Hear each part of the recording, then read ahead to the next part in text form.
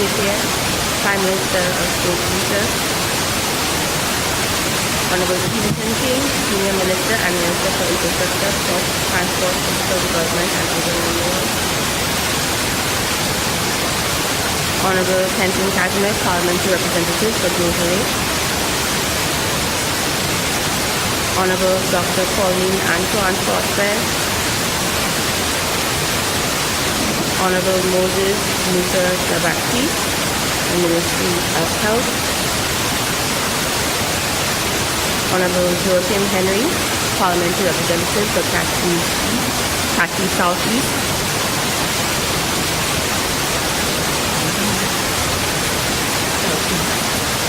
I corrected myself. Permanent Secretaries, Assistant Commissioner of Police,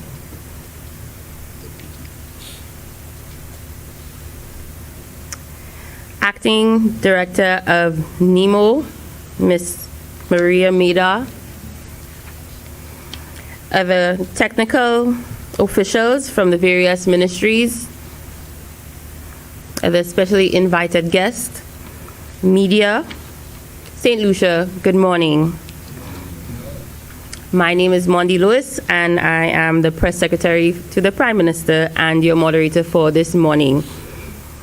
I would like to thank you for joining us to this update to the nation on the passing of the November 6th trough and press briefing, because a lot of work has been done since November the 6th, and we thought it necessary to provide you with an assessment and also a way forward for the people, for the families, for the households who lost basically everything on Sunday, November 6th. To provide you with opening remarks, I would like to call on the Honorable Prime Minister, Philip J. Pierre.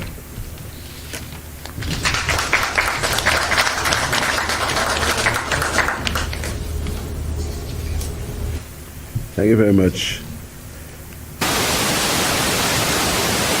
Good morning, everyone. Let me recognize the head table, the members of the cabinet. The very presence of so many cabinet ministers here today shows you the importance which we are taking the issues that we are going to be discussing. Also recognize the acting director of NEMO, the permanent secretaries, Deputy Commissioner of Police, members of the police force, the officer in charge of WASCO, representative of the fire service. Good morning, everyone. First of all, I thought it necessary to call everyone here this morning so we can find out where we are and where we intend to go as far as the flooding that took place on Sunday. The news is that is going to happen again. The floods are going to be coming again, and they may be worse than what happened on Sunday. That is the reality that we face, and it's the reality we have to deal with. We are going to be getting more flooding. We are going to be getting worse weather, and the country will have to mitigate or try its best to mitigate against these natural problems and the issues that relate to these weather situations. It's unfortunate in that we are not the ones who caused it, but we are the ones who are suffering from it. The world body has promised us over $200 billion several years ago to help mitigate against these efforts. And up to now, up to this very moment, we've not collected a fraction of that $200 billion. So it's left to us, with our tight fiscal situation, to deal with the issues on hand. We have a challenge of how we will finance these mitigation efforts. We have to finance it at two levels. Level number one, we have to try to mitigate against the issues. That means we have to build retaining walls, we have to build structures that can deal with the floods, the hurricanes that will come. Then we have to adapt. We have to adapt to the situation when it arises. So why are we here this morning? First of all, I'd like to thank all the emergency personnel and the staff and people of NEMO for the work they've done so far. I visited NEMO last week, and it really is a labor of love. And I want to thank all the volunteers and all the people who went out there and worked tirelessly. These are the unsung heroes. The people who go out there without any fuss and get the work done. I want to really thank them for what they've done so far and tell them that the government appreciates what they are doing. And when the time comes, we will show our appreciation. I also want to thank the staff of WASCO and Lucia, who have gone out there and done what they ought to do. And of course, members of the fire service and members of the police force. Everybody came together, and this is at the one time when St. Lucia gets together to deal with these issues. I want to thank everyone. The challenge is where do we go from here? We've not completed the assessments, but from what I've seen, in fact, on Sunday I was actually on the scene when it happened. But if you know me well, I'm camera shy, so I did not reveal on Facebook where I was. But I was actually there on Sunday, and I did a few things which shall remain unsaid. But I actually was involved on the Sunday issues. I was actually on the scene, and it was horrible. It was really, really horrible. It was sad to see how people lost everything literally in seconds. In seconds. In fact, in less than an hour, the destruction had happened and it was complete in less than an hour. And I want to tell you, it's going to get worse and it's going to happen again. Sad news, but factual news. That is going to happen again. What can we do to mitigate against these efforts? I also want to mention the students and the principal and teachers at the Dame Paulette Louise's primary school. That again was sad to see the entire school underwater, and the children literally lost, especially some classes, everything. I think the government will have to have a special fund for the Dame Paulette Louise school. And I see so we'll have to talk with the permanent secretary, see how we can do, what we can do, where we can get the money from for that school. What do we do? What is the way forward? The way forward is that we have to do the things that we can do ourselves. We have to stop dumping garbage in the rivers. We have to stop dumping garbage in the rivers. In those rivers, there were things that could never get there if somebody did not throw them. Fridges, stoves, garbage. It's very easy for us to stop doing that. Bush, old trees, old appliances. When we dispose of these things in the rivers, it'll come to haunt us. And it came to haunt us. I want to make a plea to the public of St. Lucia. Please stop disposing garbage in the rivers and waterways of the country. Please. If everyone cleans the drain in front of their home, we will mitigate against that flooding. There's a tendency now where we want contracts to clean in front of our house. In the final analysis, all of us will suffer. All of us will suffer. As Bob Marley says, when the rain comes down, it doesn't come on one man's house. All of us will suffer. So each of us individually must see if we can do something to mitigate against these problems. And as I've said before, it will happen again. Climate change is real. Climate change is real. So we are here today. We are going to be here at some time again to deal with a weather event. That is reality. What is the government doing? We have applied for a loan from the Caribbean a development bank of $5 million US, which we hope we will get. And there is also a grant of 300,000 US. The grant, we have to apply for that grant. There were some issues, whether it was a level 1 or level 2. I think these issues have been rectified. So we should be able to get these funds in as soon as possible. But again, we have to deal with the bureaucracy of the bank and all the documents and all that. And I always say, and I make no bones about it, why is you getting all that paperwork done? People are suffering. We have to do all that paperwork, and people are suffering. I think that our technocrats must understand that while they're asking for all these papers and people, real people are suffering.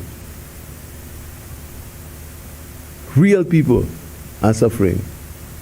And I understand that last night, when the rain came, the folks in Corinth actually had attacks of,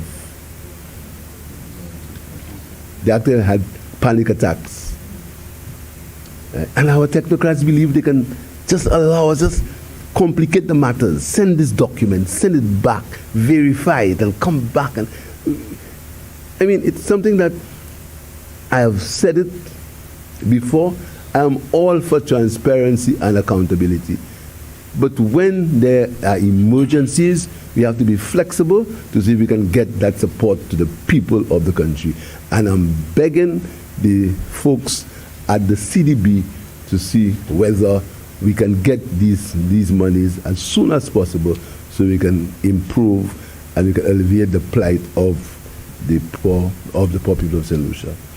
As far as the government is concerned, we have made available $200,000 for the purchase of food and sanitation packets for those affected. We also will give a grant to the Dame Paulette Louise School so the children can get back to school. We know that household appliances have been damaged. In fact, I understand that most of the houses, all the appliances have been damaged and are no longer of use. So we'll have to get an assessment and see if we can give a grant to these people to help them to purchase their stoves and fridges and their necessities. There's a representative here from the St. Lucia Development Bank. I understand the bank has a special package for householders, which I want to thank them for. So in short, I want to thank you for coming. I want to thank again all those who have assisted, and to tell you the sad news is climate change is real, and it will happen again. It will happen again.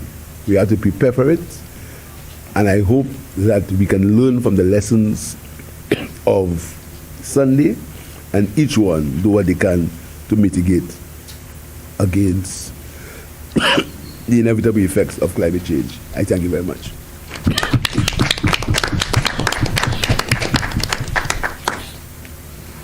Thank you, Honorable Prime Minister. So we have a very lengthy program, lots of reports, because I know everyone has, so many agencies have assisted in this recovery effort. So I now would like to call on Ms. Maria Mida, the Acting Director of NEMO. And ladies and gentlemen, we really owe her a resounding round of applause for all the work that she and her team have been doing at the NEMO. Ms. Mida.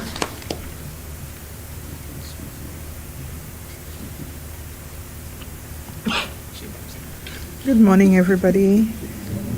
Good morning to the head table, Honorable Prime Minister, ministers. We do note that on November 6, St. Lucia experienced, it was an abnormal trough system. For me, I myself was not in Castries, so I was not aware of what was going on until about 2 o'clock in the afternoon when a neighbor called, and I live in the Corinth area, Asu Canal area, and the neighbor called asking for a boat, and I thought she was joking. And then Fabian calls to say what is happening in Castries. And then it was just now, let's go get into action. And I had to run a mini EOC in Laborie. But having said all of that, the rainfall recorded was 88 millimeters, which is something that is not normal for us in these times. And even when we've had hurricanes, tropical storm Debbie, etc., we have not had that kind of rainfall in such a short space of time. So you can imagine when persons are at their homes and you're seeing all of this water coming down on you if you live near a drain, or even when the drain has already burst its banks and it's moving at high speed. And what we notice is that a lot of the drains came down with rocks, and these big rocks coming down. So you have the water and you have the rocks, the noise, it's unusual. So you can understand what people who experience that kind of flooding had to go through.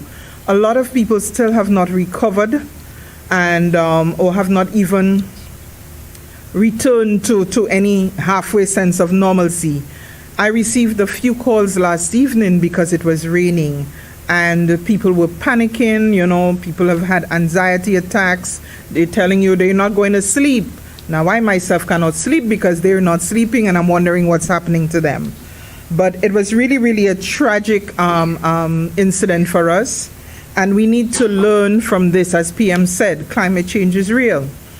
We need to stop some of our practices. The dumping of your garbage in the rivers. People decide, okay, I'll not dump it in the river, I'll put it at the back of my house. And these are some of the things the waters took away, and it came down full force and had a lot of damages. Bulk garbage is once a month. Ensure that we know what day our bulk garbage is being collected and dispose of it in the proper manner. I want to also say in terms of NEMO's actions, we have partially activated our NEOC, our National Emergency Operations Center, to include the key personnel. We did not do a full activation, but the necessary persons to respond to the flood and the persons who were affected. Areas that were affected were the Corinth, Grand Riviere, Moshi, Bexon, Mark, Union, Rivière Miton, Lower Monnier, Bois d'Orange, Caimagé, Grosley, Balata, Hope Estate, Beau Séjour, Mondidon. And St. Lucia is looking at, so far, based on the assessments that we have made as of 12 November, $1,813.45 in damages. Again, that's initial. By the end of probably next week, we will have a better picture of the damages. And note again, I'm saying damages and not recovery costs because we know there's inflation and so on. So that would probably triple in terms of recovering. The education sector, we had one school that suffered major damage, and that is the Dame Paulette Louise School. The damage is estimated at $780. This also affected the students because you had students on the 780,000, my apology. Really in my dreams. Yes, so that affected the students who were on the ground floor. The entire ground floor was flooded. And the students, from what I'm understanding, still have not been able to return to school. The hotel sector, we had 3 hotels who suffered major damages. Our assessments also looked at initial assessments looked at about 20 businesses so far in the northern part of the island that have suffered damages, floods, persons have lost a lot of their equipment and so on. The infrastructure sector, we looked at initial again damages, $854,180. Okay. Rapid assessment for the agricultural industry. They have suffered minor damages, $62,365. WASCO has also indicated that they had some effects on their systems, the Babonneau system, Thibbles treatment, and the distribution to Corinth, Assu Canal, and Rivière Miton was interrupted, but most of those these areas, most of the areas have received pipe-borne water.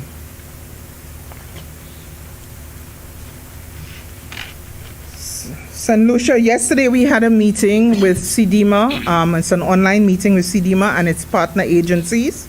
And we are, through CDMA, having discussions with the international agencies for international aid. St. Lucia has indicated that because the needs assessment and the items that we need can be purchased in country, St. Lucia has requested that we receive donations and contributions in cash, which would make it easier for recovery and disbursements. Needs analysis. The needs analysis was conducted by the District Disaster Committees, the Town Council of Gros-Islet, the Ministry of Housing, the St. Lucia Cadet Corps, and the Damage Analysis and Needs Assessment Team. What they have found was that persons have lost almost 90% of their their livelihoods. Most persons have had to throw away almost everything. Some people are still trying to grab onto the hope that they can still recover some of their items, whether it be their fridges, their beds, and so on. We have looked at an assessment.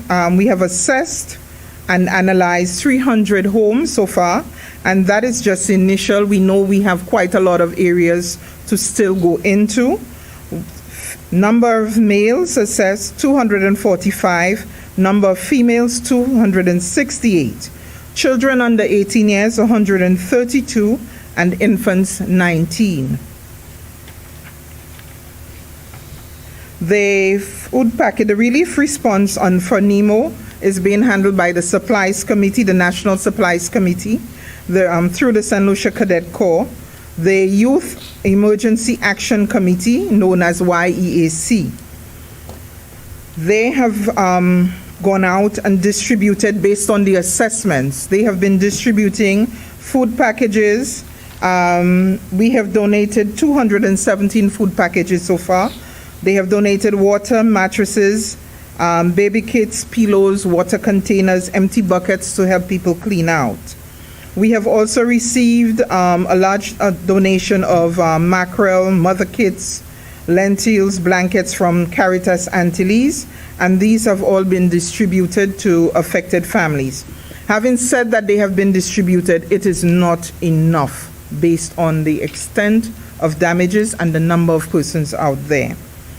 Our needs list for affected person looks at blankets, pillows, mattresses, feminine hygiene products, children hygiene products, baby diapers, baby formula, drinking water, food supplies, cleaning products, school supplies, notebooks, textbooks, crayons, lunch bag, books, pens, etc., school uniforms, school shoes, tablets, and computers.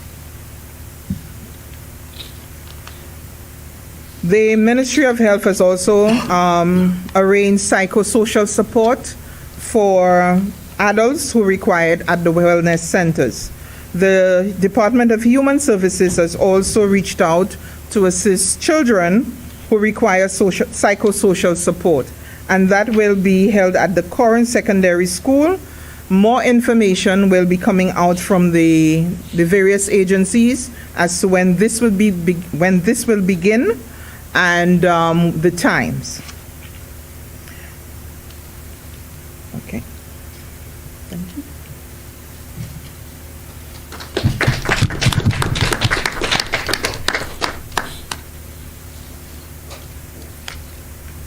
Thank you very much, Ms. Mira. I know you said it isn't completed yet, but I think the numbers so far are alarming. And again, we're appealing to St. Lucians to either volunteer your time with the NEMO or to donate goods to the affected households through NEMO. They have targeted intervention, so they will be able to assist. I would now like to invite Honorable Kenson Casimir, the parliamentary representative for Grosley. Honorable Casimir.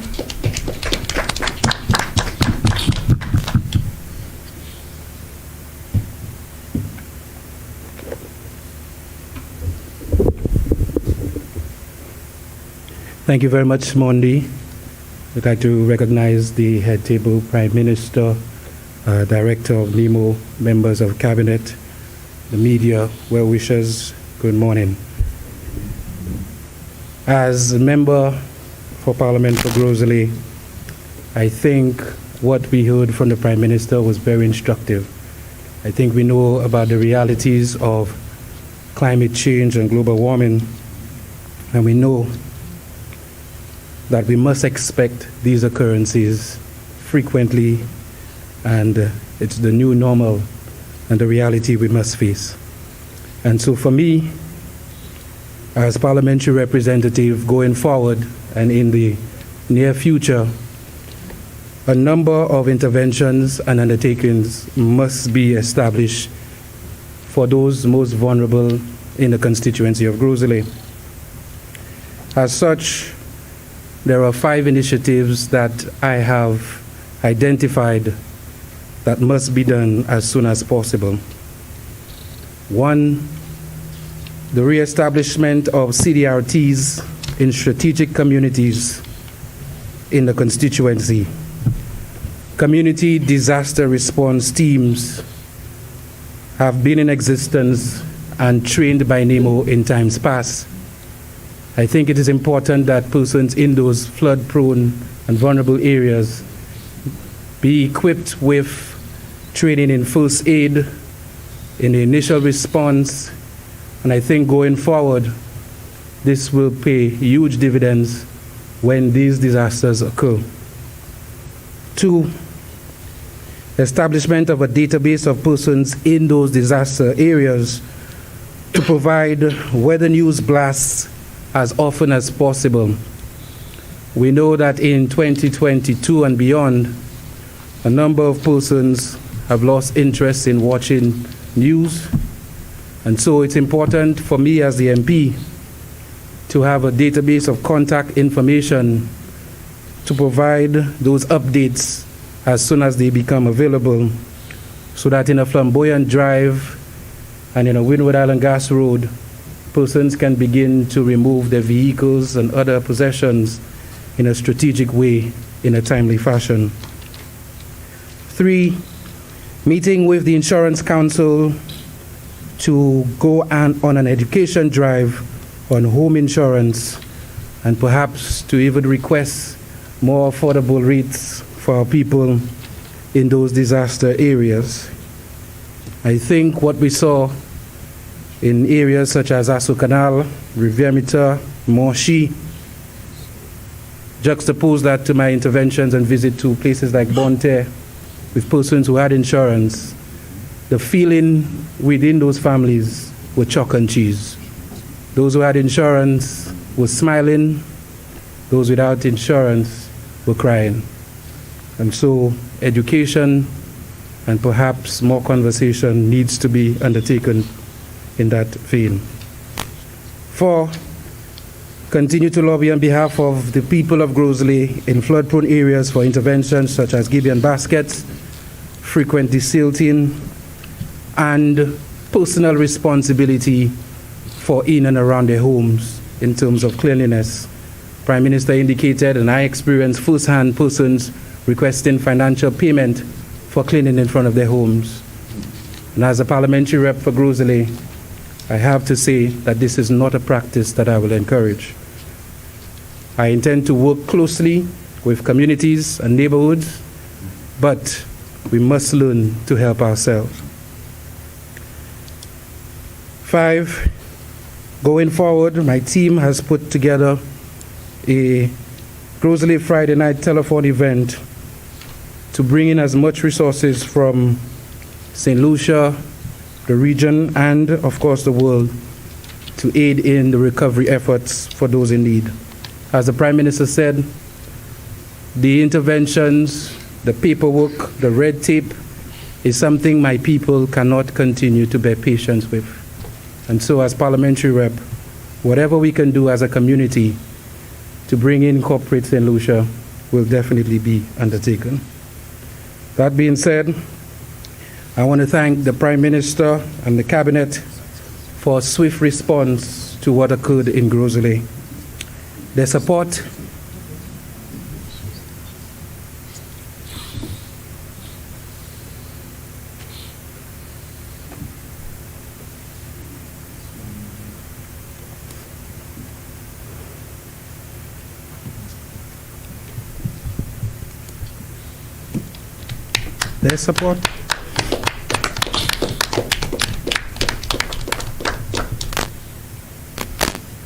Their support was timely.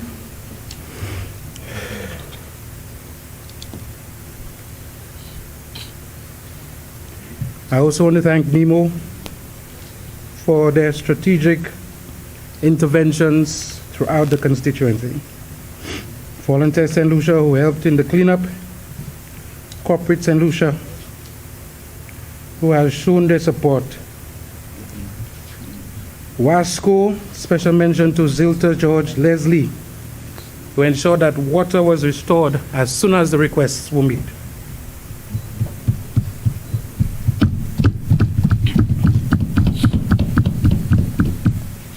I also want to thank the Red Cross and the Codeco. Thank you so much.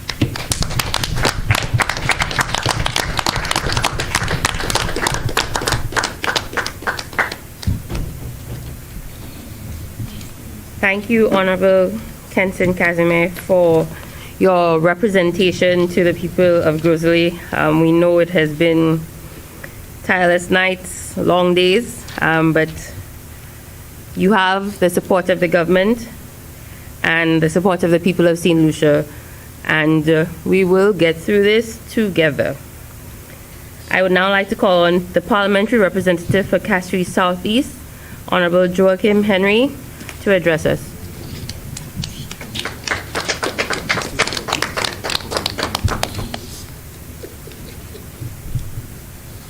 Please don't put the last part. Don't put that.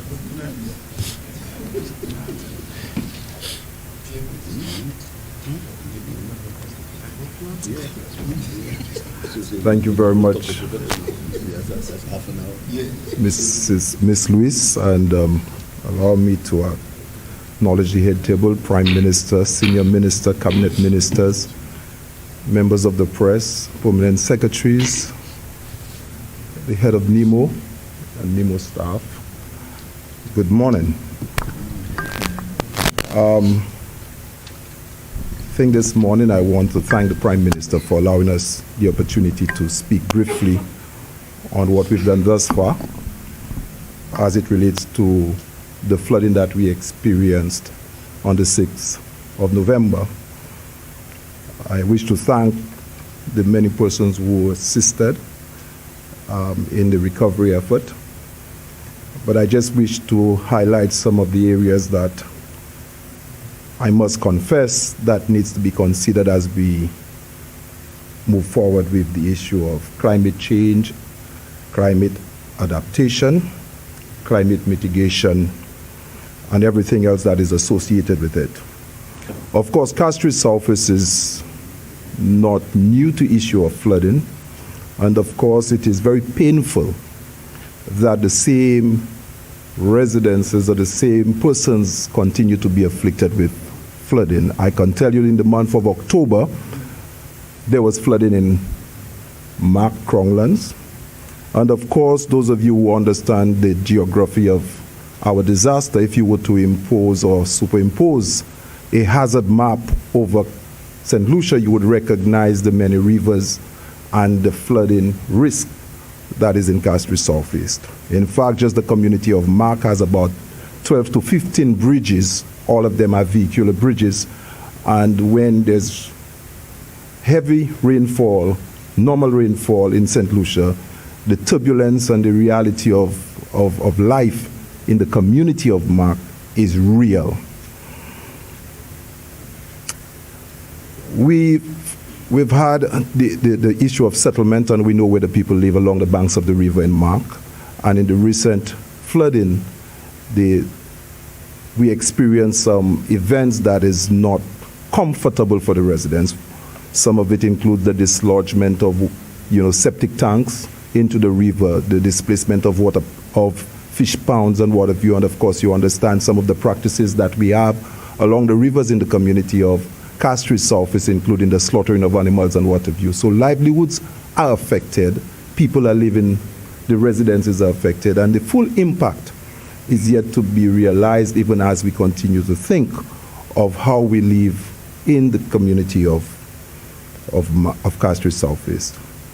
I am concerned, and I'm expecting that moving forward we will investigate deeper in terms of the mitigating measures. We all speak of the silting, but when you have that level of rainfall, a 200 feet of river at 8 feet wide can only handle approximately 40,000 gallons of water. But when you see millions of gallons of water spreading over Castries Southwest, we know that our waterways are inundated, and even with the silting of 3 feet deep is not adequate. We've discussed with the Ministry of Infrastructure, and we're expecting that we will move forward in having monitors in the rivers to measure not just rainfall, but the height of silt, so that we can desilt or remove silt in a very accurate and scientific way in places where it ought to be removed, but not just randomly investing millions of dollars in the silting and we do not get value for money or do not find the true impact of what we're doing. Some of the areas that I could inform you that we have done some desilting. When we look at the amount spent in time past, it has been significantly more, but for the same exercise. So we're going to continue to investigate what we are doing with a view of being very efficient and that we could maximize the resources being placed with mitigation measures. But the issue of adaptation is critical, and we will work with the Ministry of Planning to find out who we should relocate to move from the banks of the rivers. How do we deal with the issue of slaughtering? Of course, we need to think of the need of our national abattoir that would have assisted in terms of some of those practices. We've lost the national abattoir in Viewfort. And of course, I recognize that there are many slaughtering practices along the banks of the river in Mark. I'm also thinking of the issue of the need for us to revisit the issue of farming practices, because some of those persons with the fish ponds that were along the banks of the rivers, their livelihoods have been affected, and it is difficult for them to recover within that short space of time. It is indeed hurtful as those who are on the road who have below their homes their concession booths or their small shops, all of these individuals lost their livelihoods, what they were selling, their sugar, everything has been lost. And of course, whereas you would notice the people in Bexar would go on just sweeping their floors and continuing with their life, is that this is happening so often that it becomes almost natural, but the impact is as real as those persons who are affected in other parts of the island. And I do feel for them, and my colleague minister from Grosley, the people living in Flamboyant Drive and in those areas that has been affected. The people in Bexar, Mac, have been living this over and over and over for many years. So it is my hope that the issue of adaptation, our land use plans, our hazard maps, our monitors for the silting would be put in place so that we can be very scientific, and very investigative, so that we could really have true impact on our population. But I want to thank the Prime Minister for the resources that he has made available thus far as we move into the Christmas season, recognizing that we could have done something else than to respond to disaster, but we do not have a choice because we didn't call it upon ourselves. The work of nature happens, but we will respond. So I want to thank you and look forward as we indulge you and you help us to promote what is right, what is good, what is coming from this table, because our voice is not adequate enough to bring about the sensitization, the good practices that is needed. As PM spoke about so many of them, may you add your voice to ours as we help make our society more resilient. Thank you very much.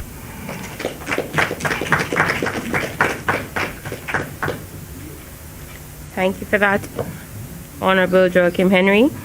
And moving right along, I would like to call on Honorable Stevenson King, Senior Minister and Minister for Infrastructure, Ports, Transport, Physical Development and Urban Renewal. We know that he was recalled and gladly came back home to assist and lead the efforts by his ministry after the November 6th trough. Honorable King, welcome.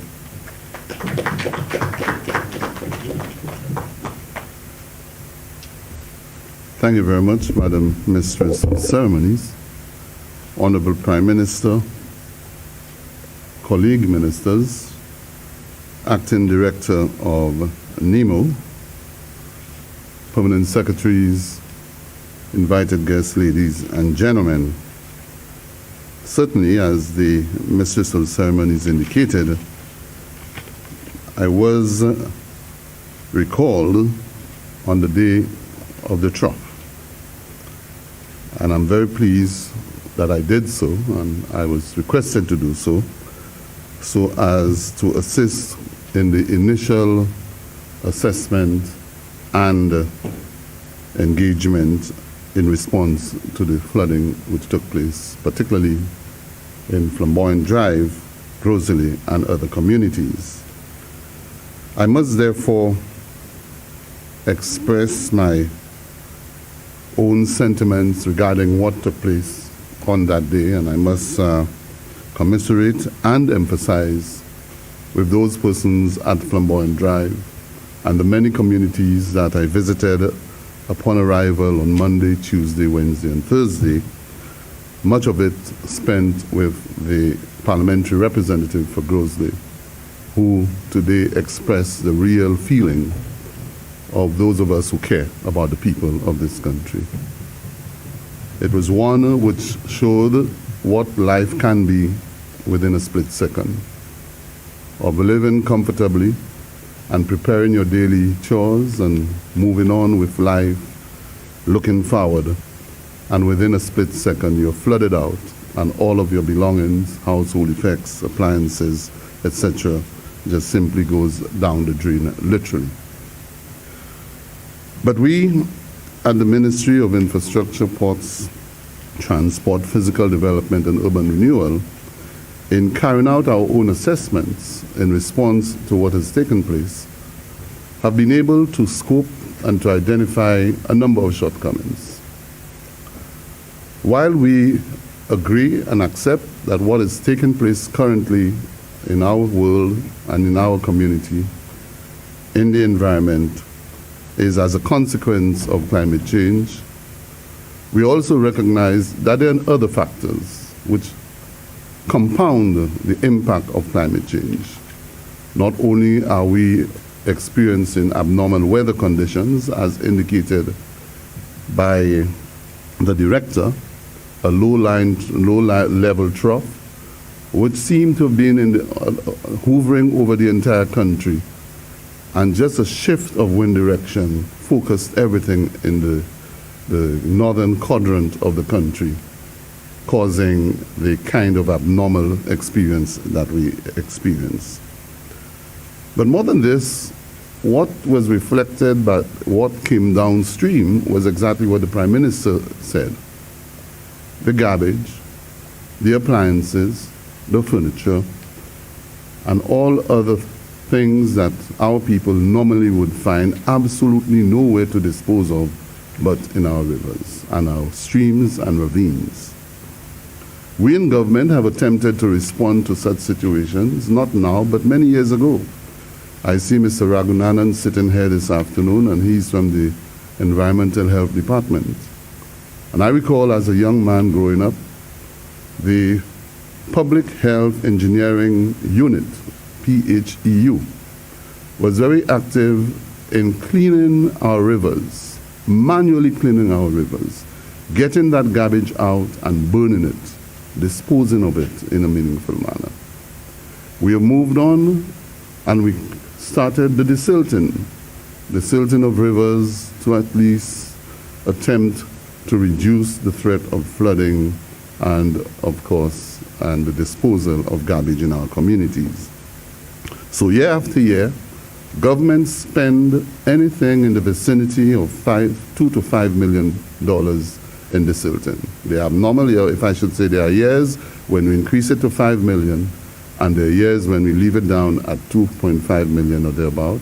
And that is deliberate because there are times when you really need to undertake a tremendous exercise based on activities on our landscape.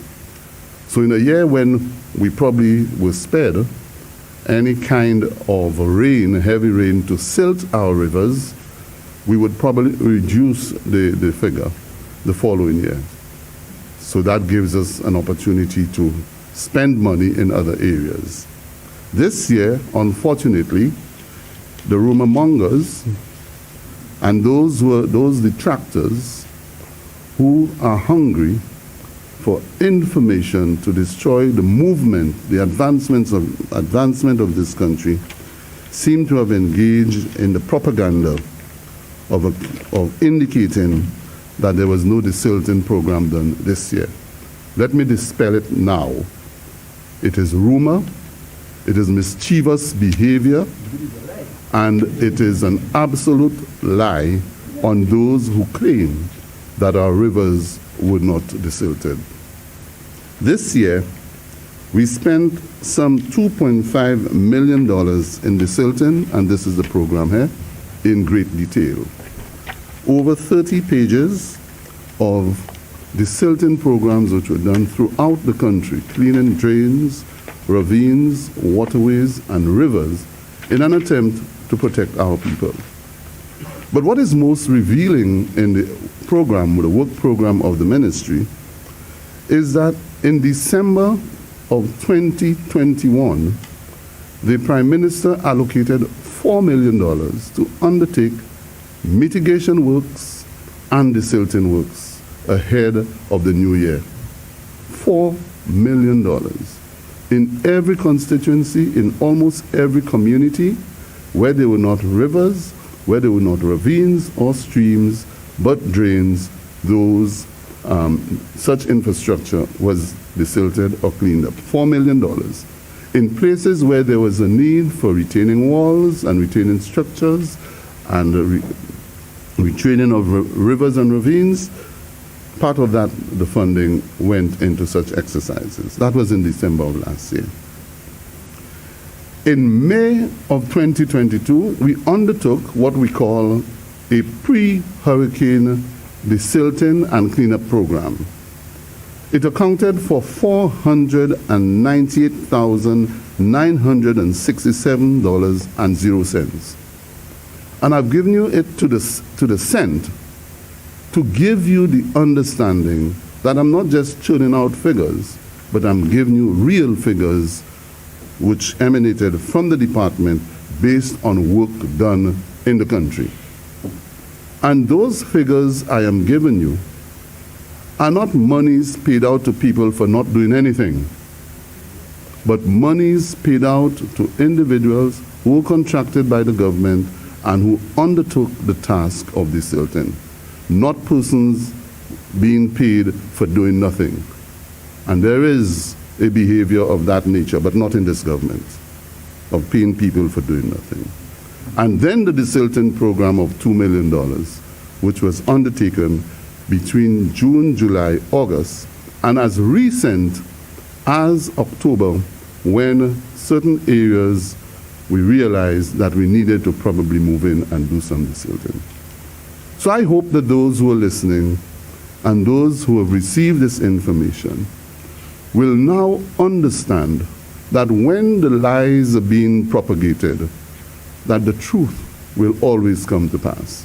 And the truth is that in this cycle of the hurricane season, there was a mitigation and cleanup campaign which was done in December of last year, costing $4 million. Mitigation works, retaining walls, etc., adaptation works, etc., and cleanup. A pre-hurricane cleanup program of $498,967.04, and of course, desilting at $2 million. I do hope this clears the air. Now, having said this, we have been able to go on ground and to do the necessary reconnaissance to determine the impact of the flooding in the areas affected and the damage caused to the infrastructure of the country, whether it's a landslide, whether it's the fallen retaining walls, etc., etc. We have been able to do this, and we have assessed, and work will start in, well, work has already started in what I call the preliminary exercise of cleaning up, and that will cost us $854,180 in cleanup. In Grosley, in Babonneau, in Castries North, Castries Central, Castries Southeast, Castries East, all of those areas will be cleaned up in the coming days, or in the coming days as we move on. In Grosley, the largest expenditure will be in Grosley at $356,500 in cleanup, etc., etc. That is for public infrastructure. It doesn't entail private infrastructure, damage to property, private homes, or what I call social infrastructure, as the minister and the parliamentary representative for for Grosley indicated. That will come in another way. And that is in Zone 2, in Zone 1. In Zone 2, Castries North, Castries Southeast, and Babonneau. Castries North, $45,300. Castries Southeast, $9,000. Babonneau, $187,000. Then we move to Ansary, which is in Ansary is in Zone 7, $64,980. And in Castries, and in Zone 8A, which also includes a section of Castries North, it will be $31,600, and Castries East, $43,400. And in Zone 8B, which also comprises Castries Southeast, $106,500, and that, together with some minor works to be done in Library of $4,300, Soufriere of $5,600. Minor works which occurred also during that period of time, totaling an amount of $854,180. All of the works, most of the works have started in terms of desilting, on blocking drains, etc., etc., throughout the country. But moving forward, the Ministry of Infrastructure has seen the need to schedule the way forward. So the initial cleanup, which I've just mentioned, is on the way. the cleanup to ensure that our roadways are cleared, and we were able to do that within the first 2 days. And we are continuing with now unblocking of waterways, etc., like some which I saw in Monnier and other areas, La Vieux-Mitan, etc. The assessment of a comprehensive assessment of the overall damage caused and the reconstruction of the infrastructure, I should say the reinstatement of the infrastructure, is ongoing as we speak, and we are hoping that before the end of this week that we will be able to present the Prime Minister with the cost for reconstruction. Reconstruction will entail reinstatement of roads to their original form, replacement of retaining structures, retaining walls, etc., and repairs to drainage damage as a consequence of the rain. But most importantly is the third component, which I refer to as the futuristic. What is the future of our infrastructure in this country? This year, we are to launch what we call Infrastructure 2030. And some of what we will present to the general public as Infrastructure 2030, which really is a plan which speaks to what is likely to be the infrastructure of need by the year 2030 and beyond, rather than to wait and to respond as we often have to respond only when things go down. So it's not just only a matter of maintaining your infrastructure, to extend the life expectancy of that infrastructure, but to be able to build with resiliency so that infrastructure can withstand the climate change and some of the patterns that we have seen over the years. So as I move around and I look and I see what has happened, there are some things we cannot change. We cannot change the faults of the past, of those who developed this country, but we must at least appreciate what we are into.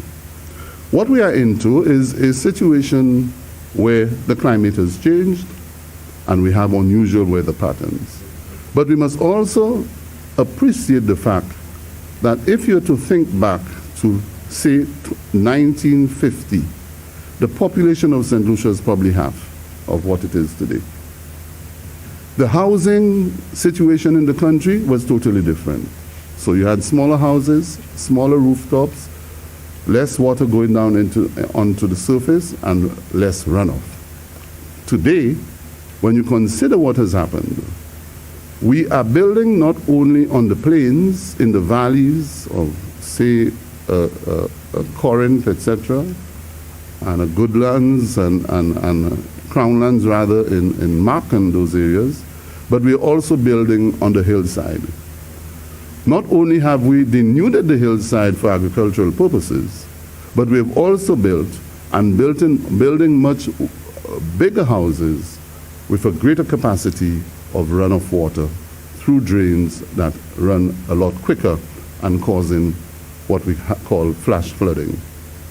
So we've got to now begin to start thinking, how do we deal with such situations? For us, we believe that we need to conduct a major study, particularly of areas like Corinth, which has been in existence for probably about 30 years now, and to be able to look at the rivers to see what sort of adaptation and mitigation works that are needed to allow such rivers to be able to accept the capacity of the runoff and the hydraulics of the river to avoid any flooding. So that may be not necessarily, and I shouldn't say not necessarily, I believe it should be away from the silting, but putting in place retaining structures that can accept that water and take it down to its logical destination. And we also have to deal with the problem of Corinth, which is one of how do we deal with the mangrove.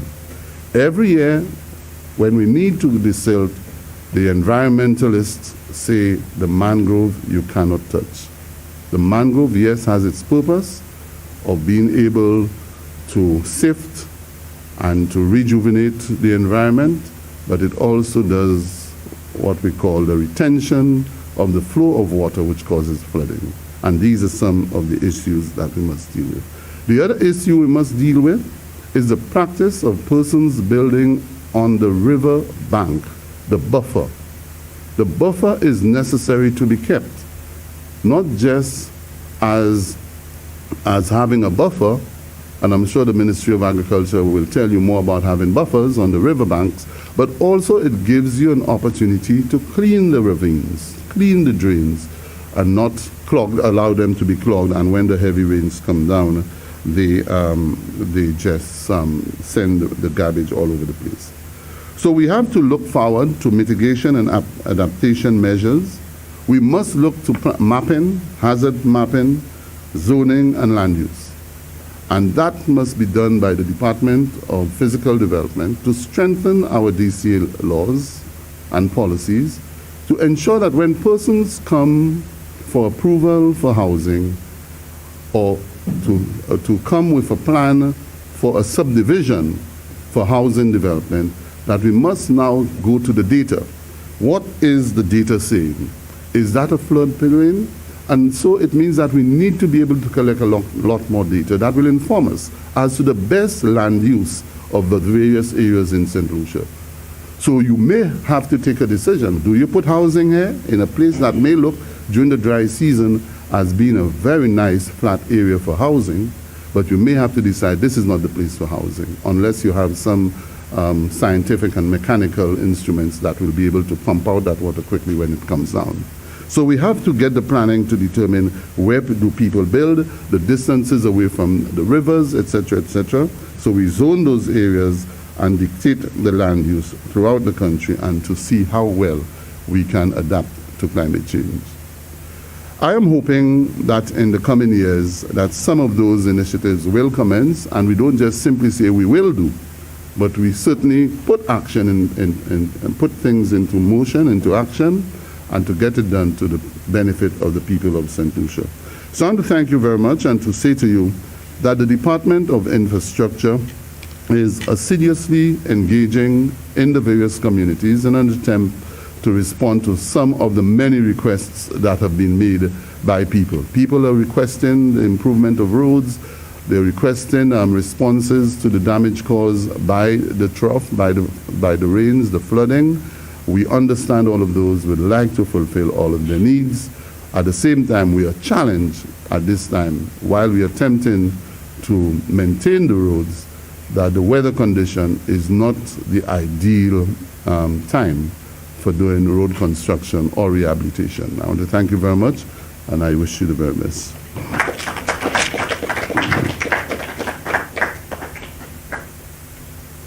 Thank you, Honorable Stevenson King. A good takeaway for us is land use policies, and I know that St. Lucia doesn't possess one, so that may be something to really look into. And just going back to, there's been a lot of debate, a lot of suggestions, and one opinion I saw on social media was how communities were named. So Ravin Poisson and Asu Canal, Rivière Mita, these things tell you, I guess our history and our naming tells you how communities got their names, and Earl Huntley provided that little history. So we understand why a place like Asu Canal and Rivière Mita experienced a lot of the flooding, and a history informed the Grand Rivière, informed some of the things that we saw. The river will always take its natural course, and we really need to learn from that for our future building codes. I would now like to call on Honorable Dr. Pauline Antoine Prosper to give us an update from the Ministry of Education. Dr. Antoine Prosper.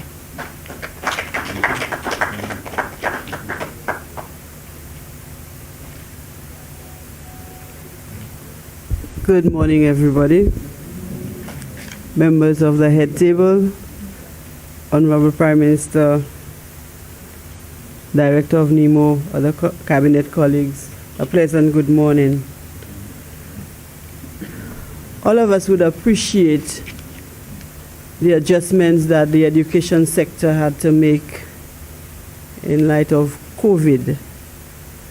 We know the challenges that parents had to endure on the return of their children to school, and the government of St. Lucia had to assist parents who had lost their jobs, etc., to ensure that our children returned to school. We would also appreciate the learning loss that has taken place. And the November 6th trough only exacerbated the situation. A number of our schools were affected.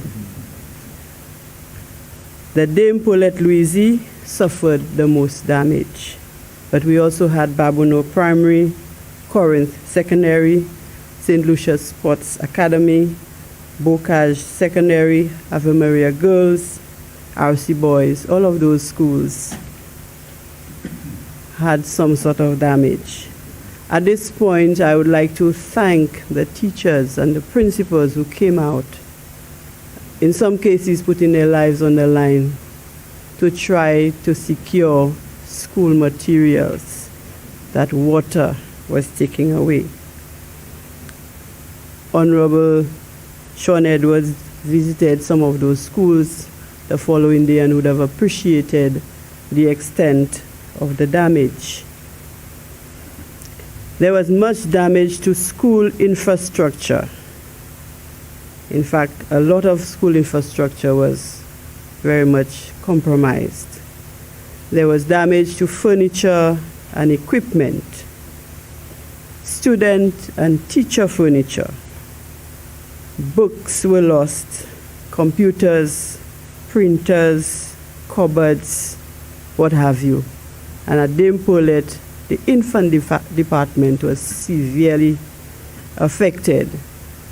Therefore, the students of kindergarten and grade 1 would have had to stay home when the other students from the school returned to school on Monday for face-to-face instruction.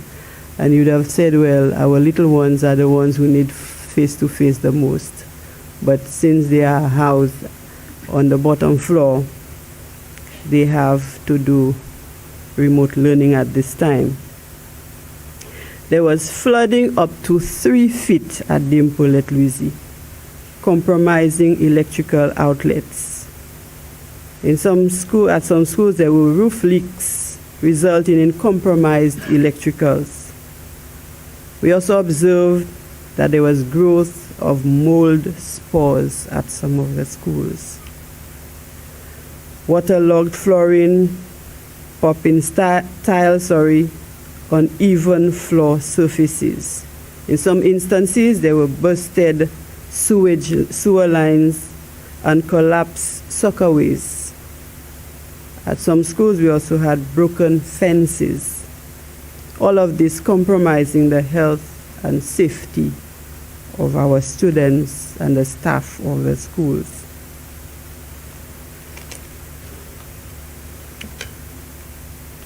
Dame Paulette Louise presently adopts, as I said before, remote learning for kindergarten and grade 1. But fortunately, the other students are having face-to-face instruction. Preliminary estimates suggested that there was about $780,000 worth of damage. However, estimates for Dame Paulette Louise alone is about 1.3 million. And an amount of 2.4 million is a conservative estimate for the works to be done on the schools that have suffered damage. It's sad to say that the Ministry of Education does not have a budget to support the urgent works identified. Where possible, we are providing textbooks to students from our available supplies from the bursary program. I am not afraid because I know I have a Prime Minister that I can count on, and he will do everything possible to ensure that our students are back at school and they get the necessary resources. I know he will find it. And I know our corporate citizens have come in to assist And I would like to take this opportunity to thank them immensely for their efforts in assisting our schools. The current secondary school is open for instruction during the day, but on evenings it is open for psychosocial support for the residents. Thank you very much.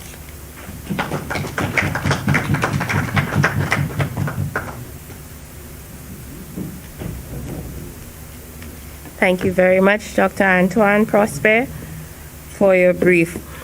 So I'd now like to move on to the Ministry of Agriculture, specifically the Department of Agricultural Services, and invite Mr. Kemuel Jabatis to give us an update from the Ministry of Agriculture.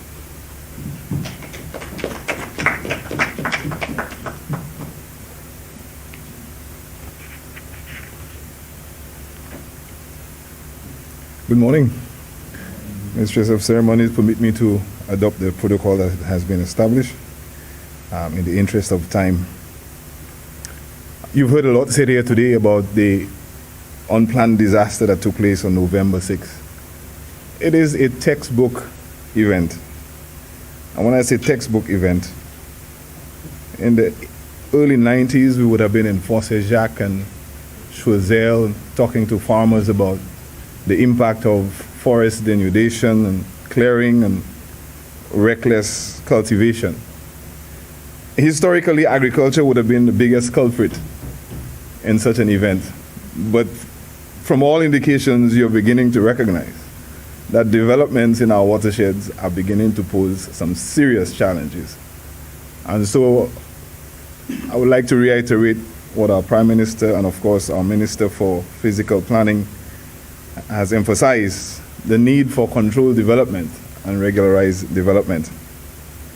Because I can't remember who said it, but in a forum, someone said this is no longer about climate adaptation and mitigation, it's climate survival.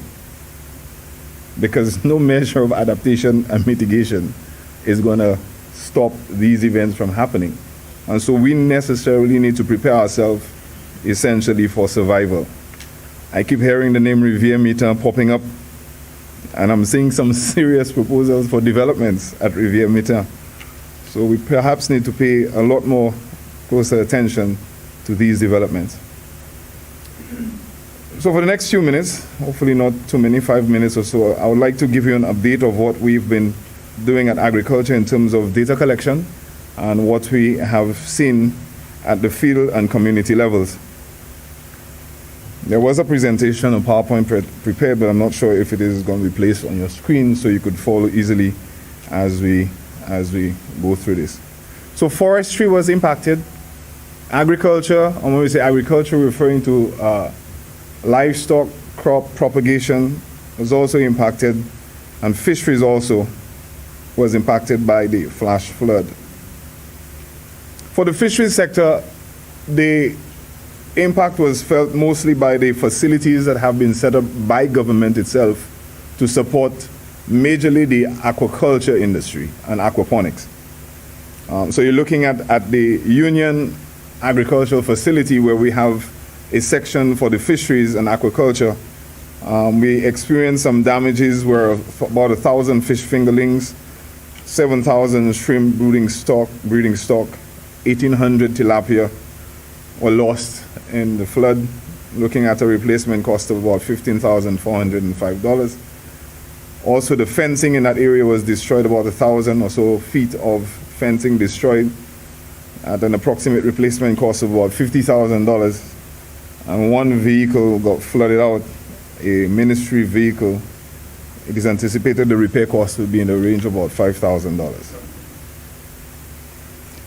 Again, forestry suffered some damage, but again, it's the facility that is used to support forestry and agroforestry initiative. It's a forestry facility at Union again. The damage was minimal, and there will be need for riverbank stabilization. That river that goes through Union, the forestry facility sits near the banks, and so we would need to go in there to stabilize the banks to ensure that there is not encroachment of the rivers in situations like we experienced on November 6th. So about an approximate 1,000 feet of fencing has been reported as damaged, and the repair cost of that would be in the range of about $20,000. Our livestock sector suffered some losses, agricultural livestock. About 14 farmers were reported as having suffered impact. We lost about 59 animals total in the process. Some of you might have seen some bloated cows somewhere in the Union area on the riverbank. Thankfully, no farmer was lost trying to save his cow. We've had those situations in the past. About 6 farm holdings suffered infrastructural damage, and the reported value of the losses to the livestock sector is an estimated $33,000. The agriculture plant propagation station that those of you who are plant enthusiasts would have visited at Union, about 1,500 feet of fencing needs to be repaired or replaced, and at an approximate cost of about $60,000. Some planting material, about 2,500 citrus plants, oranges, tangerines, and so on, were lost.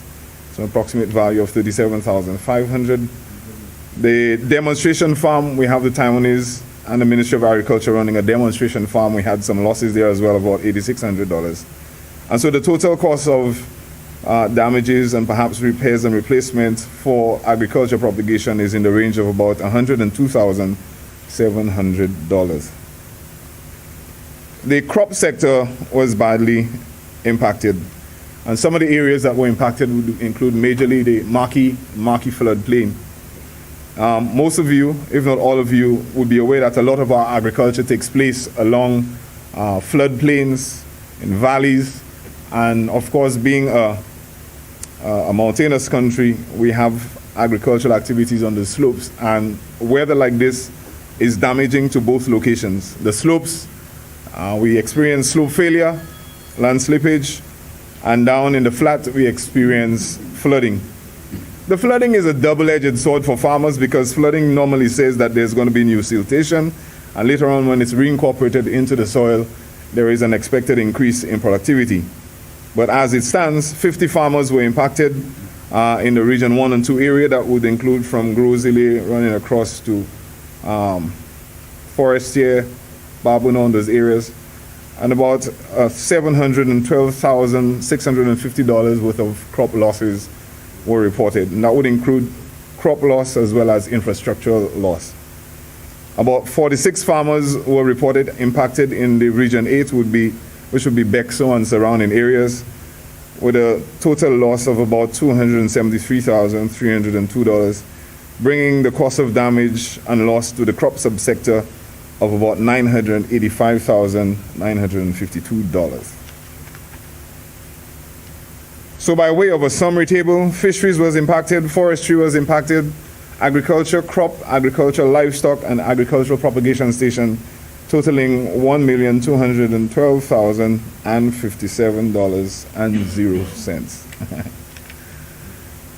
Ladies and gentlemen, just by way of additional recommendation, there are recommendations for adaptation and mitigation actions, and these are geared towards more resilient food security and nutrition. We need to continue the silting of main drains and culvert repairs, the clearing of natural waterways, and there's a proposed $500,000, hopefully, that could be made available so that these activities can be undertaken. One of the things that I would like to note as we're talking about desilting and so on, the desilting actually is a science. And you know, you go into those rivers and sometimes the ministries send out, contractors, but the desilting should not happen in and of itself. There has to be a vegetative or vegetation action that immediately follows the desilting. Because usually what happens, the rivers are desilted, the banks become unstable, and when events like this take place, because there is no vegetation to protect the banks, you have increased loss of silt and so on, and siltation. And so we would like to encourage, as rivers are being desilted, that the Ministry of Agriculture become one of the partners to make recommendations for fast-growing vegetation that will recover those banks.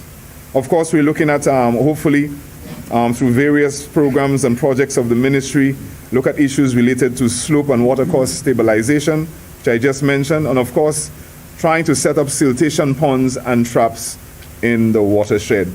And I'm happy that the Minister for Physical Planning has made mention of some of the key actions.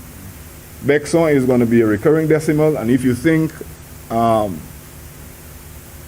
Corinth was bad, it's going to get exponentially worse.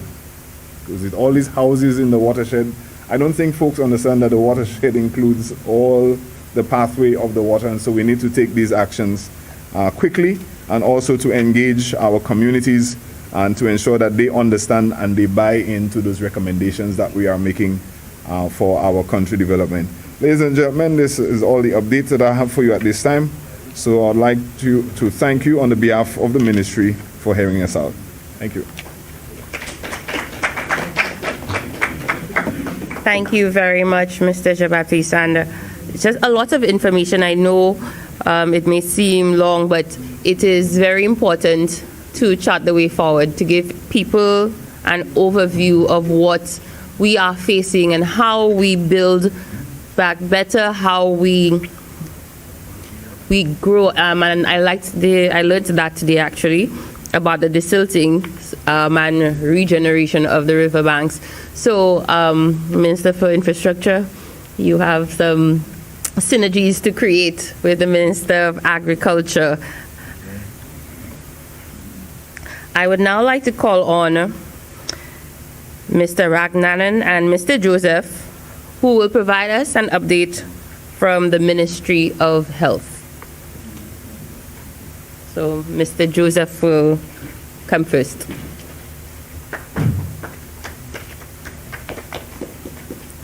Good morning to all. Thank you, Mrs. Lewis.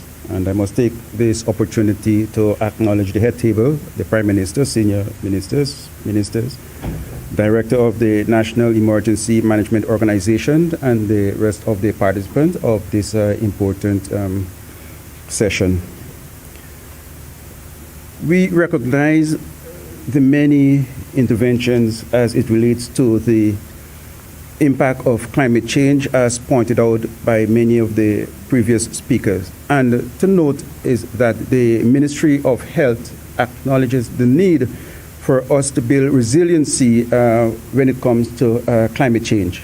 As such, we must say that the Ministry of Health is currently working on its Health National Adaptation Plan, which would allow the ministry to prioritize its action as it relates to addressing the impact of climate change at all levels in its planning. With regards to the November 6th flash flooding, the ministry would have conducted an assessment, and along with Mr. Ragnanan, the Chief Environmental Health Officer, we are going to present the Ministry of Health response. We have recognized, first of all, that there has been no damage to the health infrastructure within the Ministry of Health. But we do note that persons, both clinical and non-clinical within the ministry, have been impacted like many others, and as such, indirectly, it will impact our operation at some level. As such, the ministry continues to put measures in place to limit the health impact of those affected by the flooding and to maintain its surveillance and to identify health issues that arise from the flooding. One key area we recognize, as many would have pointed out, the need for mental health support. And I will inform that the ministry has put together a team of community mental health aid, our psychiatric nursing practitioners, our psychotherapists, and support staff to provide the needed psychological support that those impacted really need at this point. Persons can access such psychological support at the wellness centers, but in particular at the Grosse Lake Polyclinic, the Grand Riviere, Morshy, Babanu, and Bexa wellness centers. And these services can be accessed from 8 in the morning until 4 in the afternoon. Beyond 4 o'clock, we do have a mechanism in place where persons can communicate or contact the community nurses, and through this mechanism, they can access the mental health support. We also have mechanism in place to account for the weekend, and we work closely with the National Emergency Management Organization to ensure persons have the necessary mental health support. As only last night, we have been working collaboratively to ensure that persons receive such, and we have our health team conducting follow-up today to ensure that the persons are mentally sound as it relates to the impact, because persons are going to suffer a range of mental health issues, including anxiety, depression, among others.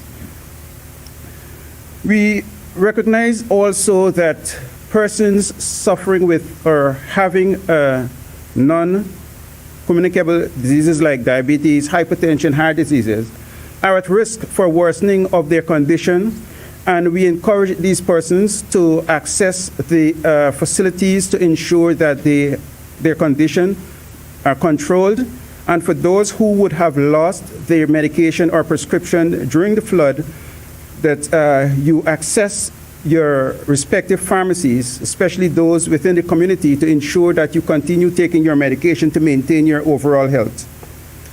We see the need, and as pointed out with the report from Ministry of Education as to the impact of mold, this is something we need to be mindful of, as it's likely to increase things like allergy or respiratory illnesses of persons who are within those environments. And so we encourage persons to ensure adequate ventilation of those buildings, their homes, and to apply measures that will reduce their risk of exposure, and measures that will allow safe cleaning of the environment. We did hear of the many objects discarded as garbage that poses a risk for holding of water that can breed mosquitoes, and we know the risk of dengue and leptospirosis from rodents. And at this point, I must, in closing, indicate that with the flooding, there is the risk for contamination of food and water. And at this point, I'm going to hand over to Mr. Paco Ragnanan, our Chief Environmental Health Officer, to continue with the rest of the presentation from the Ministry of Health. Thank you.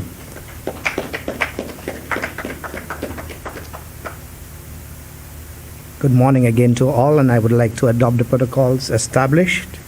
At the Ministry of Health, we recognize the importance of post-disaster response, especially towards disaster like the flash flooding that was experienced. And critically, that really came to the fore were the issues of water potability and water safety, the issue of food safety. And we know that there were flooding with some business places, food establishments, and other establishments. And we also are concerned with the overall issue of vector-borne diseases. And as such, immediately after the disaster, a press statement was prepared and sent out to inform the public in general with regards to safety precautions that needed to be adopted to protecting themselves. One would have to do with the issue of food safety, which is very, very critical. And previous experience have taught us that there is a tendency to have what we call cold slaughter. And that is animal who may have drowned, cattle and other livestock, that people would actually use these meats for consumption. And so we were very clear in warning against cold slaughtering. And also the issue of disposal of carcasses. That is important. And there is the tendency that people do not take ownership for dead animals. And generally you have a problem where you have a dead cow or dead pig or dead dog somewhere, and nobody wants to take ownership, and it becomes a problem when it begins to decay and decompose. And so the whole issue of taking responsibility for ensuring the safe disposal of these animals. What we found is that in many places in the Corinth area and all the way through to Cap Estate, including some of our hotels, experienced losses. And among them had to do with large losses of food products. As we speak, we are still in the process of arranging disposal of food items. In some instances, there are business places that lost a number of containers filled of items. And so the total magnitude now cannot be disclosed. It's ongoing. But sufficing to say that large volumes of food items have been lost because of the flood waters. And a lot of it has been disposed. However, the disposal process is still ongoing as we speak. We recognize that there were issues with water supply, especially for households that have connections to the Hill 20 treatment facility. And we were informed that because of the intake being clogged at the Marquis and the Louisi catchment facilities, that created some issues. And so there was no water immediately after that disaster in the Bogus area, in the Gara area, and the Debarra area, along with the Corinth and so forth. But having said that, the issue of no water was one issue. But we are happy to report that in all areas where there was water, it was potable. And that meant that it had met the requirements for being in distribution. So the safety of that water was not questionable. The ongoing monitoring revealed that after a couple of days, that in most of these areas, there was a gradual return of water in distribution. And we think that was important because a lot of places were calling and asking, where can we get water to assist with cleaning, especially with homes that have been flooded and there is silt and mud that had been built up. And it was important for a steady supply of water to assist with the cleanup operations. As far as vector control is concerned, this year has been unprecedented in terms of rainfall. And we know with rainfall, heavy rainfalls, the tendency for collecting water and allowing for proliferation of mosquitoes, especially Aedes aegypti mosquito, is paramount. In 2020, St. Lucia had a major outbreak of dengue fever, and unfortunately there were some deaths as well. And we really do not want an occurrence of these outbreaks. We have continued a very clinical fogging exercise, but that in itself is just one intervention. We need to have the continuous, what we call the integrated vector management system in operation, where householders, business places, communities, sporting organizations, mothers and fathers groups, and other agencies, the schools come together and work together in terms of reducing the levels of mosquitoes and other vectors that are breeding on their premises. No longer can fogging do the job. As we know that you have a very short window to fog, because the Aedes aegypti mosquito, based on their feeding habits, they come out early in the morning and early evening. So we call it the dusk and the dawn period. That's when they come out. So if we go out at 10 o'clock in the day to fog, it would be a useless activity. That is why you need to be very strategic in fogging. However, we recognize that even with fogging, there is what is called insecticide resistance. And so you've heard, and maybe you've experienced that the chemicals you are spraying in at home no longer is effective as it once was. So we have to be guided and guarded in terms of fogging, but it is just to kill the adult mosquito. And because of climate change, what you find is, whereas a mosquito from egg to adult would have taken 7 days, now it's shortened, it takes 5 days. So that cycle must be repeated every 5 days. And it's really not something that is feasible for you to conduct. But we continue our fogging activities, but that is just one such activity. And we need to continue to monitor, especially in the flooded areas where you may have a proliferation of mosquitoes and rodents that can redound to mosquito or vector-borne diseases.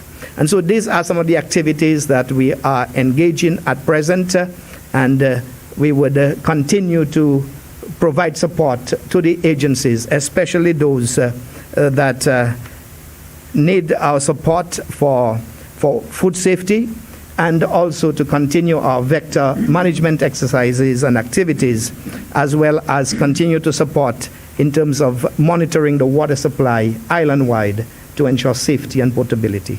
I thank you.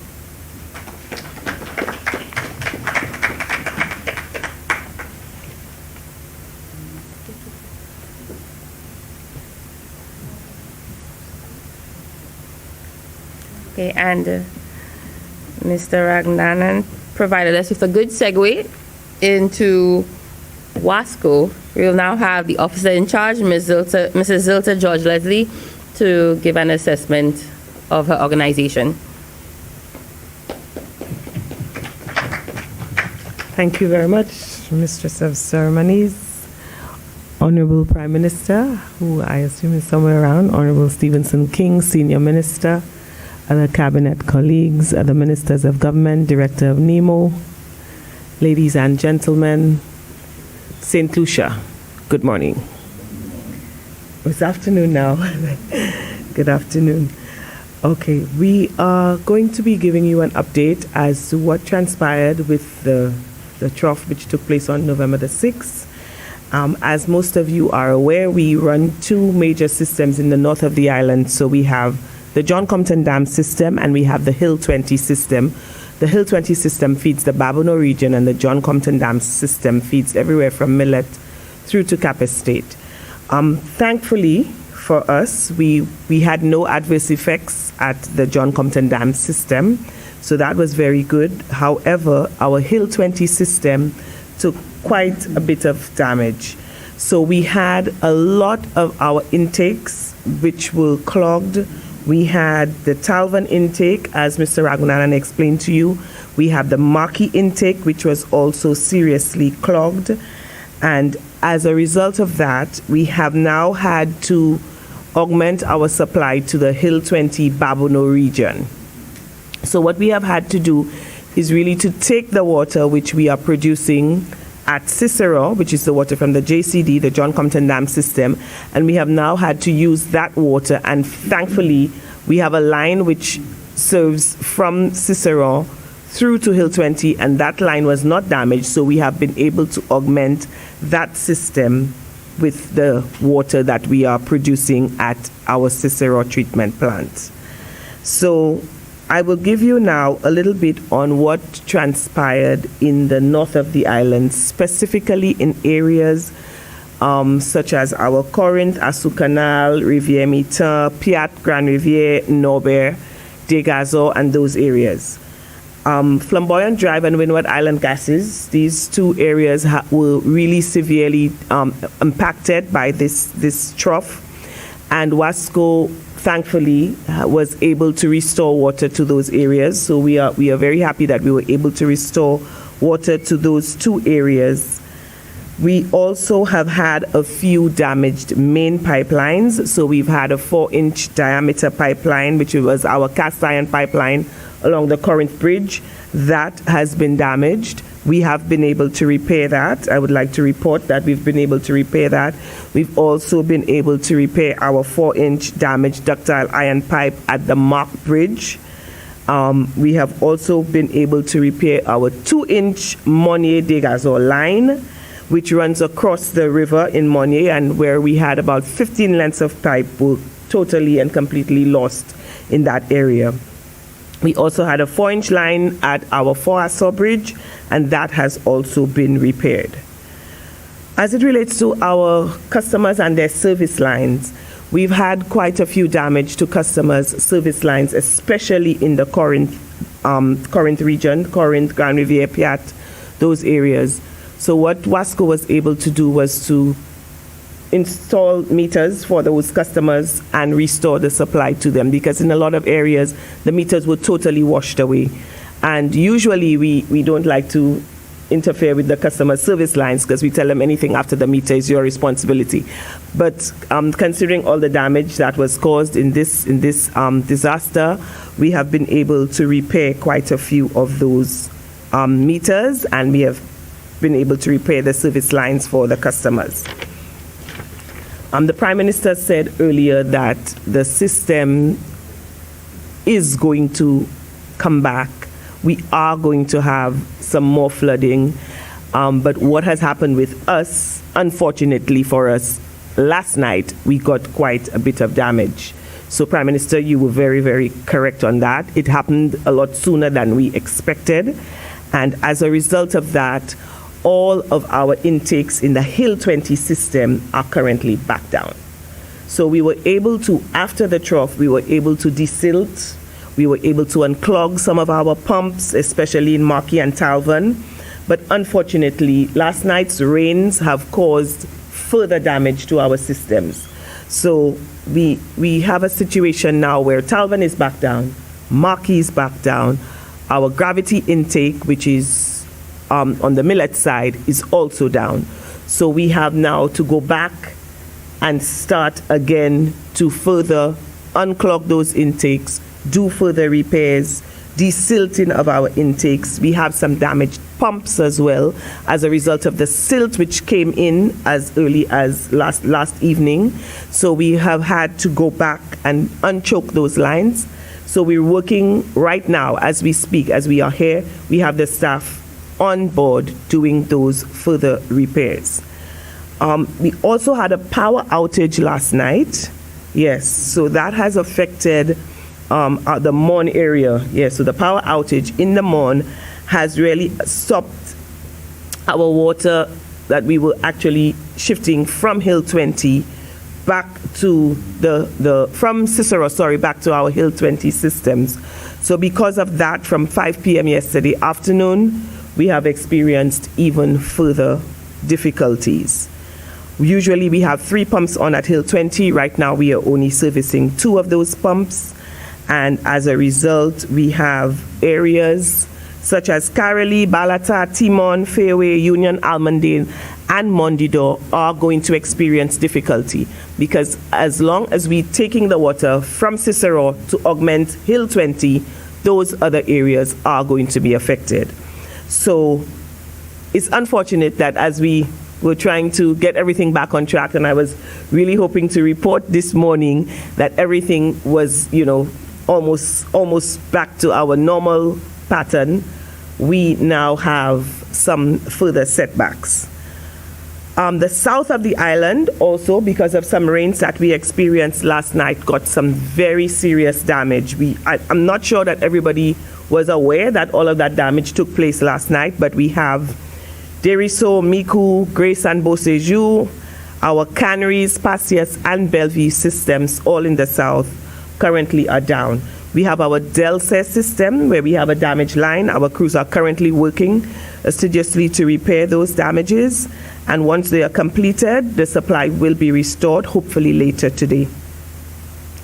The Sufra area has been doing very well because these are spring sources. So anywhere we have spring sources, for example, our Ruby intakes, Diamond 1 and 2, Fosse Jacques, all of these are spring sources. So as a result of that, Soufrière is on track and Soufrière is constantly receiving water. We, of course, want to offer our support to the government and the people of St. Lucia. We want to ensure that the public is aware that we are here to serve them. We are here to listen. We are here to answer. We are here to help. So Wasco, at this point in time, we've given you our telephone contacts. We'd give them to you again for the control room. It's 457-3958, and we have 457-3960. We also have a contact with our WhatsApp, so you could also reach us on 482-0052. Those of you who would like to send us a message to let us know what areas are severely impacted. And as the hurricane season is not quite over, we're also looking towards our cruise sector. Our cruise ship season is going to be reopening very soon. Yes, right about now. We can't be too sure. And with that season opening, we will have, of course, an influx of ships coming in, and we're going to have a greater demand. So we all obviously have to do a lot of rationing. We have to do a lot of sharing. We have to ensure that everybody is fed. We're going to ensure that everybody gets a supply. And from as early as this evening, our teams are going to be on the road even in the evenings to ensure that any damaged pipelines from the rains last night will also be repaired. So I think that's pretty much for us at WASCO. And like I said, we're here to support the government and the people of St. Lucia. Thank you.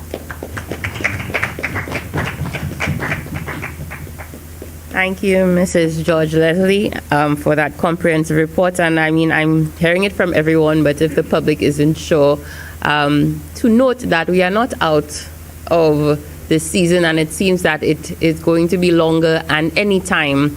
So as much as possible, to secure your households, to secure your belongings, and practice some better mitigation despite the weather and its unpredictability. I would now like to call on Mr. George Victorin, Acting Fire Chief, to present to us. Mr. Victorin.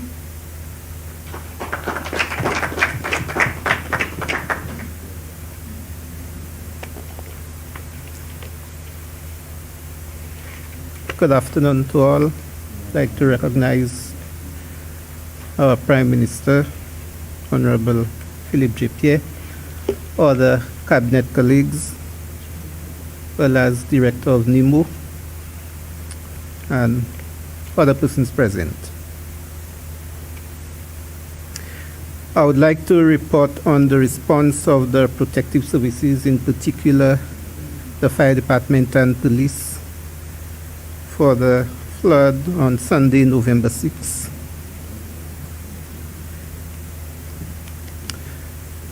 We received the first call of assistance at approximately 20 to 2 in the afternoon.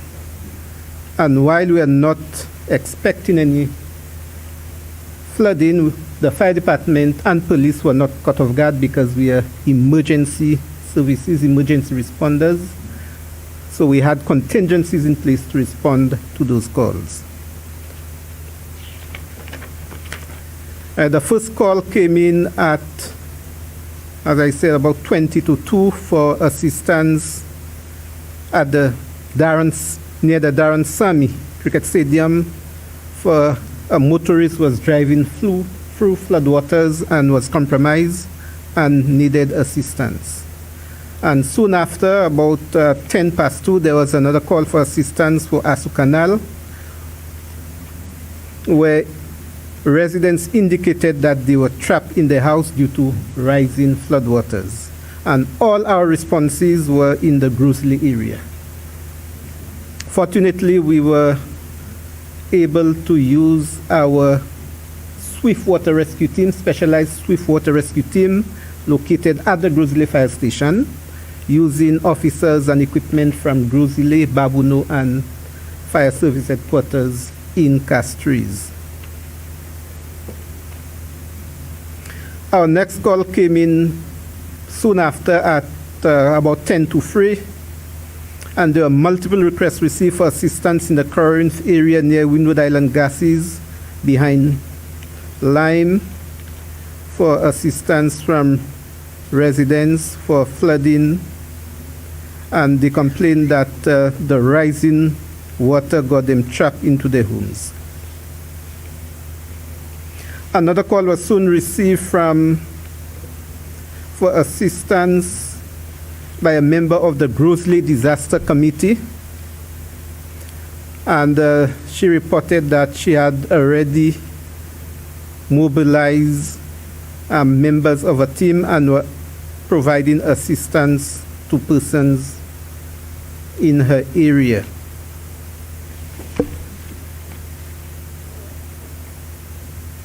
We also, about 3:15, there was a call in the Union area where a motorist was being swept away by floodwaters. He was caught in his car, and there was request for assistance.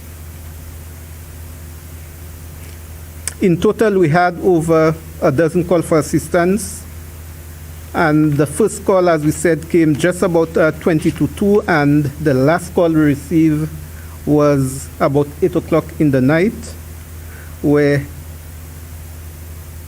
we had a female who called for 2 persons who needed rescue at the Piat Grand Riviere area. But in all, we are very happy to report that there was no reported loss of life or serious injury as a result of the incident, and all the persons who called were assisted either by the fire department, who were able to access them, or with the assistance of residents in the area who were very helpful in assisting persons to evacuate or be rescued when they needed to.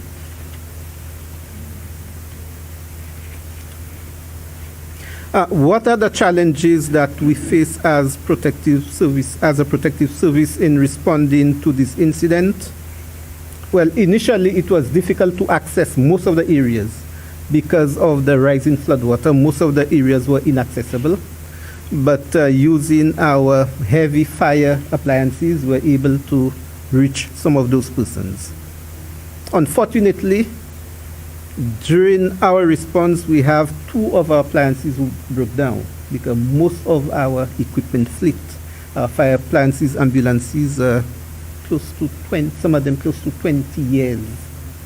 So we really need to look into how we can replace those equipment because, as we said earlier, these incidents are happening a lot more frequently, and we need to be in a position to provide assistance to the people when they need us. And we also realize there's a need to beef up our specialized swiftwater rescue teams. We have 2 teams currently, in fact 3, one located at Gros-Islet, one at Dennery, one at Vieux-Fort, which are historically the flood-prone areas in St. Lucia. But we realize that most of the communities now, like Soufrière and these areas, ancillary canneries, we are having frequent floods in those areas, so we need to prepare and put contingencies in place to deal with flooding in those areas. And going forward, it was the MP for Gros-Islet who mentioned teams being trained in the communities. We are working with NEMO in training members of the community in CERT community emergency rescue teams, so that when we have those incidents, we have first responders from the community who can assist those in trouble, because very often, depending on the nature of the incident, the fire department or the police may not be able to access those areas right away. So we need persons from the community who can provide that kind of assistance to assist the people. And of course, with the police, those persons who evacuated their homes, the police had to be on high alert to protect those properties that were evacuated, because we know sometimes the criminal elements, these are the times that they use when persons evacuate their homes, their property, to move in. So the police had a critical role to play in ensuring that those properties were protected.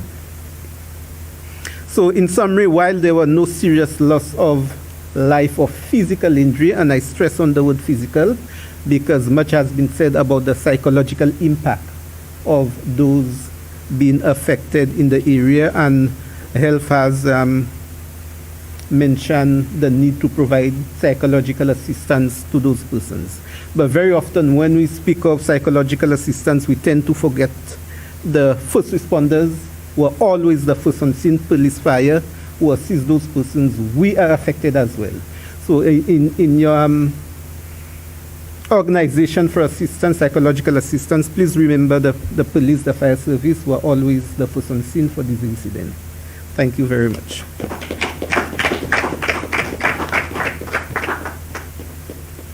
Thank you, Mr. Victor, and again, thank you for your services. Our last presentation, hopefully some good news from, from the General Manager of the St. Lucia Development Bank, Mr. Cornelius Tidodi. Welcome.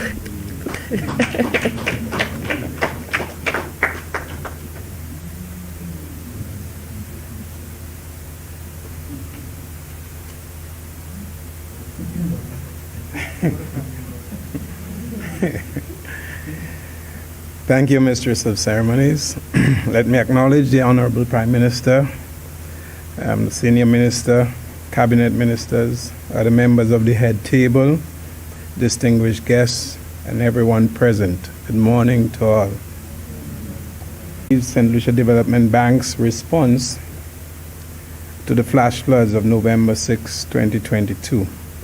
So on November 6, St. Lucia witnessed the impact of a sudden and severe weather occurrence, which was without doubt associated with climate change. St. Lucia Development Bank, in its capacity as the nation's climate bank, immediately decided to take action to assist the persons who were affected. Our assistance will be through a cash donation and a soft loan package. St. Lucia Development Bank is making a cash donation of $20,000 to go towards households that were directly affected by the flash floods. We are also pleased to announce a soft loan package on very favorable terms to further assist the affected households. Soft loans will be granted under the following innovative and favorable terms. The loans to a maximum of $20,000 per household. No security will be required. The interest rate will be a concessionary rate of 4.5%. There will be no payment required for up to 3 months from the first disbursement. So there's actually a grace period on both the principal and the interest for the first 3 months of the facility. There's no application or other associated fees. The repayment period will be for up to 5 years. We are looking at same-day approval and disbursement within 72 hours. The bank needs to determine the applicant's ability to repay, so a salary slip and a job letter will be required. In addition, the bank needs to verify the applicants were indeed adversely impacted by the flash floods and that the amount applied for the support or estimate through estimates or invoices will go towards repairs, replacement of furniture, appliances, equipment, drainage, retaining walls, etc. I'm also aware that the Prime Minister is a proponent of efficiency and ease of doing business, and as such, the St. Lucia Development Bank guarantees a hassle-free process. It is as generous and as simple as that. St. Lucia Development Bank recognizes that such severe weather conditions are likely to become more prevalent. SLDB will continue to provide funding for climate-related interventions through programs such as our Climate Adaptation Financing Facility and other packages specifically designed to build resilience and adapt to the vagaries of climate change. So this I present to the people of St. Lucia and the people who are affected by the weather system. I thank you very much.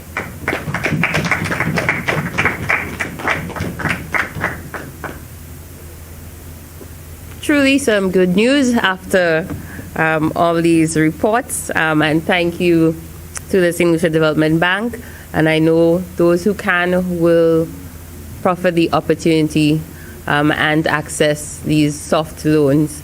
So with that, I would like to thank you all for joining us.